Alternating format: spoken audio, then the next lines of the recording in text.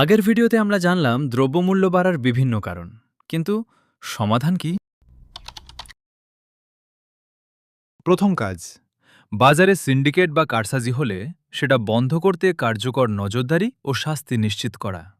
শুধু অভিযান নয়, কারসাজির প্রমাণ পেলে দায়ীদের বিরুদ্ধে কার্যকর ব্যবস্থা নিতে হবে। দ্বিতীয়ত, চাঁদাবাজি বন্ধ করতে হবে।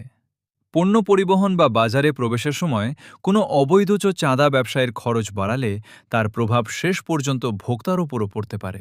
তৃতীয়ত, টেন্ডার ও সরকারি ক্রয়ের স্বচ্ছতা নিশ্চিত করতে হবে। রাজনৈতিক প্রভাব বা যোগসাজশের সুযোগ কমিয়ে প্রতিযোগিতামূলক ও স্বচ্ছ ব্যবস্থা তৈরি করতে হবে। চতুর্থত, দলবাজি বা রাজনৈতিক প্রভাবের কারণে কেউ যেন আইনের ঊর্ধ্বে না থাকে। অপরাধ করলে পরিচয় নয়, অপরাধের ভিত্তিতেই ব্যবস্থা নিতে হবে। পঞ্চমত, কৃষক থেকে ভোক্তা পর্যন্ত সরবরাহ ব্যবস্থাকে আরও স্বচ্ছ করতে হবে।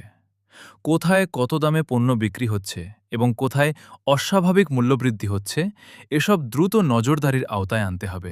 শুধু ছোট ব্যবসায়ের ওপর অভিযান চালিয়ে সমস্যার সমাধান হবে না। বাজারের বড় অনিয়ম, অবৈধ প্রভাব এবং দুর্নীতির বিরুদ্ধেও সমানভাবে আইন প্রয়োগ করতে হবে। আপনার মতে দ্রব্যমূল্য কমাতে প্রথমে কোনো সমস্যার বিরুদ্ধে কঠোর ব্যবস্থা নেওয়া উচিত? সিন্ডিকেট, চাঁদাবাজি নাকি দুর্নীতি? কমেন্টে জানান।